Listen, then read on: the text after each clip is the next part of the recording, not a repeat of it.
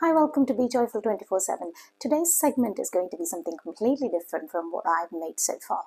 I'm going to start a new segment called Garden to Table. I'm going to harvest my vegetables and I'm going to show you some of the recipes that I make with those vegetables.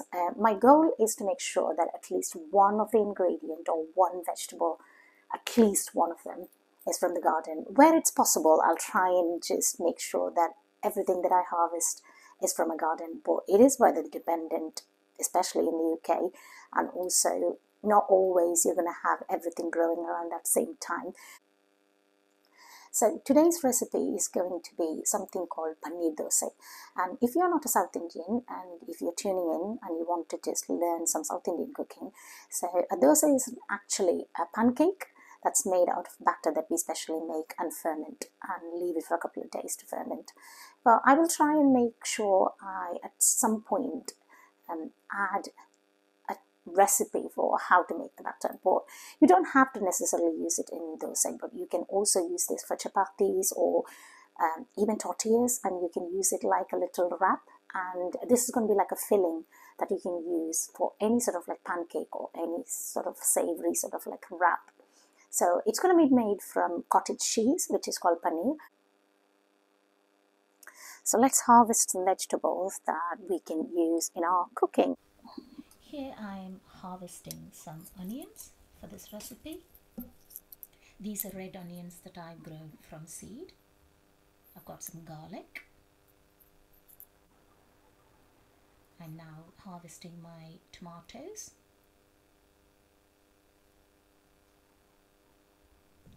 For making the filling for the paneer dosa, you need some onions. So these are about 2 small onions. If you have a large onion, just one would be enough. So this I would say like about a cup size, 1 cup measurement, I would say approximately. So 1 cup of onions.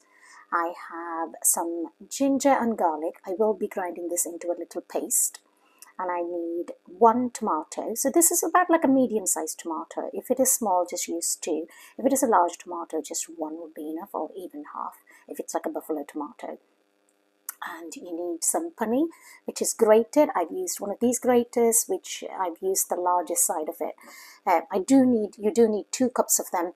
I do have some grated still on my chopping board here, so just to show you. So you need 2 cups of paneer grated, and you need a teaspoon of chili powder, a teaspoon of turmeric powder, and that's all the vegetables and things. So this is my homegrown garlic, that's my homegrown onion and homegrown tomatoes, just so you know.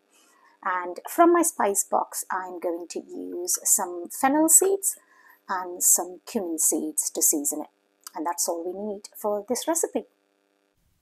So I've taken a heavy bottomed pan, and once the pan is hot, I am adding 2 tablespoons of sesame oil. You can use any oil of your choice, it doesn't matter. And once the oil is hot enough, you are going to add 1 teaspoon of fennel seeds. Let it crackle, and then add half a teaspoon of cumin seeds. To this now I am adding a cup of my chopped onion. Cook it really well. Once the onion's cooked well, I am adding 1 tablespoon of ginger garlic paste. I'm going to make sure it's really cooked well until the raw smells disappeared. Once the ginger garlic paste is cooked, I'm adding the chopped tomatoes. Cook the tomatoes until it's turned mushy and soft. Add the turmeric powder and the chili powder and cook really well on about low flame, I would say, for a few minutes.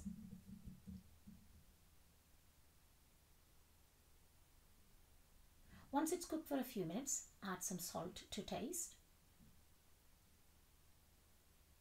Add 1 cup of water. And I'm going to cook this now really well.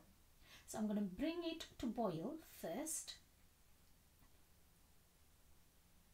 And then once it's boiled for a couple of minutes, I'm going to reduce the flame I'm going to cook it well until it turns like this. You know your masala is ready when you can see the oil separating from the pan.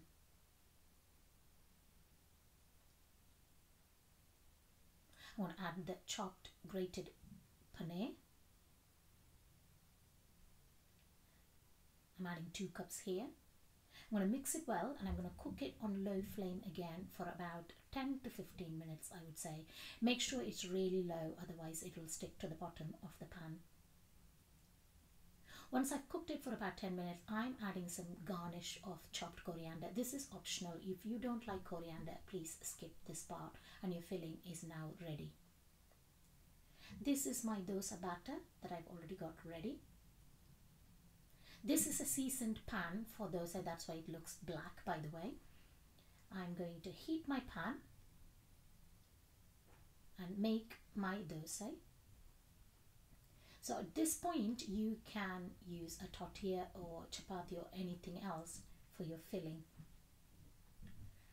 I'm adding a ghee to cook my dosa, but you don't have to use ghee. You can use butter or oil or anything else. But I like ghee for this recipe. It just really makes the flavor.